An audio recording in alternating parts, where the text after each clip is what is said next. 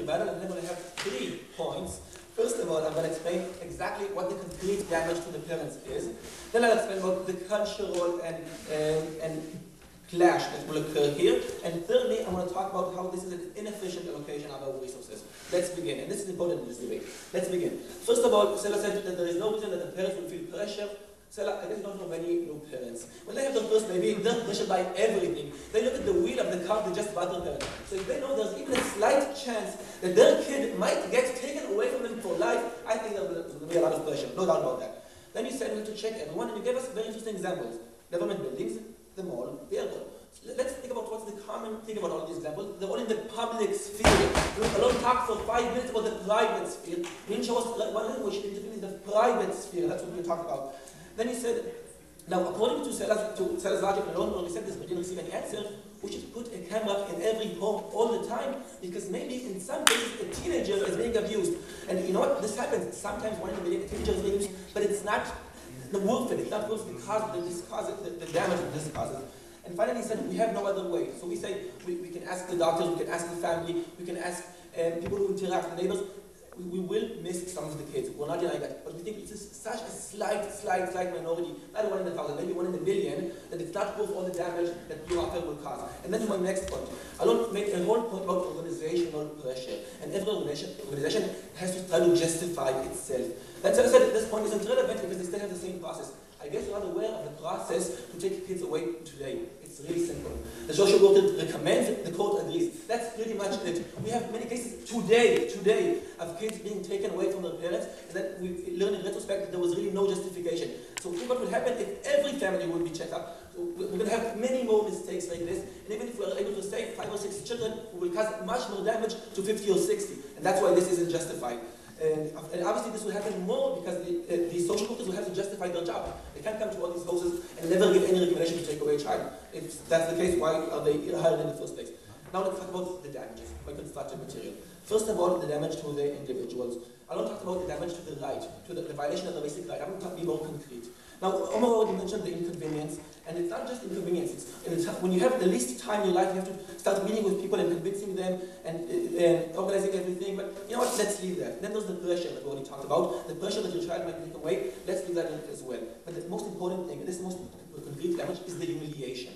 Someone comes to your house and asks you questions to find out if you're a good enough parent in their view. How does that make you feel? I think that's as humiliated as can be. This is a concrete damage. Even though it's not physical, you just feel embarrassed. You feel like, why am I doing this? Why do I have to justify myself to this person? This is as humiliating as I can get. I'm going to give an example.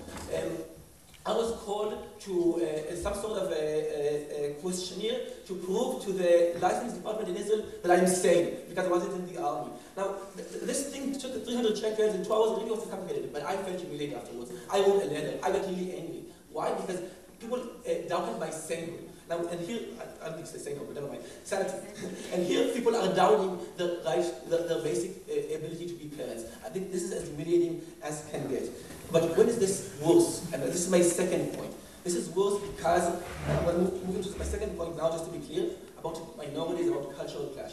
It's worse because most social workers will be in the same class. They'll be middle, high income workers. They'll be usually from the same ethnic group as the majority. And sometimes they'll check up on people from the same group, and they might have this little chit chat, everything will be nice. But sometimes they'll check up on the houses of the minority, of the people from the underclass, from poor families. And what will happen then? We're going to think that 2 things might happen. First of all, these people won't like the state sending people to check if they're good enough parents. They'll see this condescending, rich people coming to their house. And let's give an example of Muslim communities in Europe, or religious Jewish communities in Israel, who see these people asking them if they're good enough parents. I don't think they're going to even let them in the house. Now, if the Bala will force them to let them in the house, I think fights might start. But even if we force them to stay there, even if we give them no choice, they'll definitely become more alienated to the country. They'll definitely feel that the country isn't with them, but it's against them. It's checking up on them. Doesn't have the basic trust in them, basic faith in them, in the very most usual ways.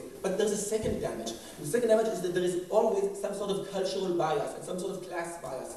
And when I see someone living in a shithole, excuse my language, then I sometimes might say, you know what, the child doesn't deserve to live in this situation. The child doesn't deserve to live in this condition. And we think the parents have every right to let their children grow up, even if the social worker from the middle class doesn't like it. And in some cases, not all cases, but some is enough, because they're basing the whole cases in minority of cases. So in a minority of cases, a social worker will say, you know what, the child shouldn't live here. Or you know what, having 5 people sleep in the same living room is neglectance, even though we all agree that it's not. And in many cases, this will pass through the courts, because today, all these cases obviously pass through the courts. So this will cause 2 damages. First of all, alienation, and secondly, the cultural bias will cause more babies from the poor neighborhoods, from the minorities to be taken away. I'll take Omer now.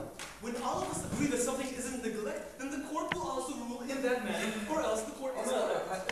In theory, you're right. In reality, this doesn't true. The court often accepts the recommendations. It doesn't check up at each case. It doesn't do a thorough investigation. This is what happens in real life. I'm sorry. It upsets me as well. Okay. And now to my last point. And usually in debates, we don't like to talk about money and location. It always seems small. But I'm going to explain this is very important today. I'm going to give an example from Israel, even though we're talking about the euros. In Israel, we have about 350,000 kids born every year.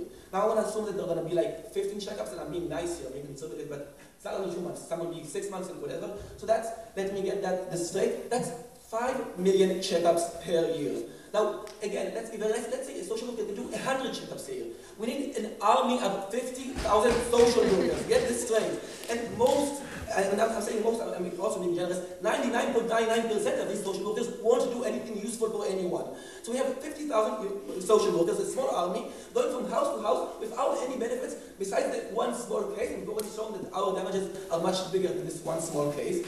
Now, why is this so terrible? Because we can use this money, all these social workers, to tackle much more important goals. I mean, we don't lack problems in our society. We have the elderly, we have the disabled, we have the underclass, we have the drug addicts. All of these people can be taken care of with this money and with this human resource. And instead that we're wasting it for some checkups that will A, cause damage to the individuals, B, be biased against minorities, and C, because of the organizational justification will take babies away that shouldn't be taken away.